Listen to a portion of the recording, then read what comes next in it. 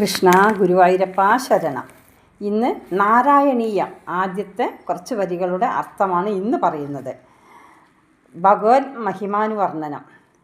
നാമം ഏതെല്ലാം ഇന്ന് നോക്കാം.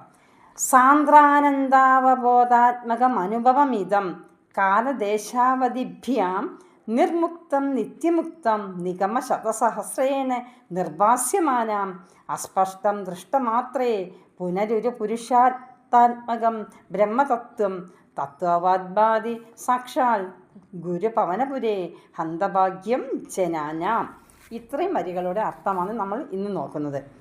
കേവലം ഒന്നിനോടും ബന്ധമില്ലാതെ സദാ നിറഞ്ഞിരിക്കുന്ന ആനന്ദവും ജ്ഞാനവും ആകുന്ന സ്വരൂപത്തോടു കൂടിയും ഒന്നിനോടും സാദൃശ്യത്തെ കൽപ്പിക്കാൻ പാടില്ലാത്തതായും പ്രപഞ്ചത്തിൻ്റെ സൃഷ്ടിസ്ഥിതി സംഹാരങ്ങൾക്ക് സാക്ഷിയാകയാൽ കാലാവധിയിൽ നിന്ന് എങ്ങും പ്രകാശം പോലെ നിറഞ്ഞിരിക്കുകയാൽ ദേശാവധിയിൽ നിന്നും വേർപെട്ടതായും അസംഖ്യങ്ങളായ വേദസാരാർത്ഥങ്ങളായ ഉപനിഷദ്വാക്യങ്ങളാൽ ജ്ഞാനരൂപേണ പ്രകാശിക്കപ്പെടുന്നതായും എന്നാൽ പരിശുദ്ധ സത്വഗുണികൾക്കല്ലാത്തവർക്ക് സ്പഷ്ടമല്ലാത്തതായും ബ്രഹ്മജ്ഞാനികൾക്ക് പരമപുരുഷാർത്ഥ സ്വരൂപത്തോടു കൂടിയതായും മായാകൃതങ്ങളായ പ്രപഞ്ച വസ്തുക്കൾക്ക് അന്യമായിരിക്കുന്ന ഏക പരമാർത്ഥ തത്വമായ പരബ്രഹ്മം ഏതാണെന്നോ അതുതന്നെയാണ് ഗുരുവായൂർ പുരക്ഷേത്രത്തിൽ പ്രക്ഷോഭിക്കുന്നത്.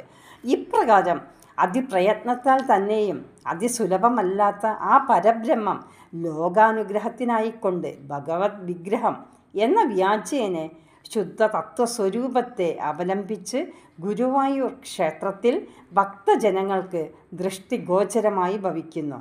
ഇത് ജനങ്ങളുടെ മഹാഭാഗ്യം അല്ലാതെ വേറെ ഒന്നും പറയാനില്ല. മഹാ അത്ഭുതം തന്നെയാണ്. ഇന്ന് ജീവിച്ചിരിക്കുന്ന നമ്മൾക്ക് ആ ഭാഗ്യം അനുഭവിക്കാൻ കഴിയുന്നു. ഈ ശ്ലോകം കൊണ്ട് നാരായണീയം എന്ന ശ്ലോകത്താൽ പ്രതിപാദ്യമായ വിഷയം പരബ്രഹ്മമാണെന്നും ഇതിൻ്റെ പ്രയോജനം പരബ്രഹ്മപ്രാപ്തിയാണെന്നും ഇതിൽ അധികാരികളാകുന്നവർ ഭാഗ്യവാന്മാരാണെന്നും അവർ നിത്യമുക്തരായി പുനർജന്മഹീനരായി ഭവിക്കുമെന്നും ആണ് നമ്മൾക്ക് ഇതിൽ നിന്ന് മനസ്സിലാക്കാൻ കഴിയുന്നത്. ഇത്രയും വരികളുടെ അർത്ഥമാണ് ഇന്ന് പറയുന്നത്. ബാക്കി നാമങ്ങളുടെ അർത്ഥം അടുത്ത ദിവസം നോക്കാം.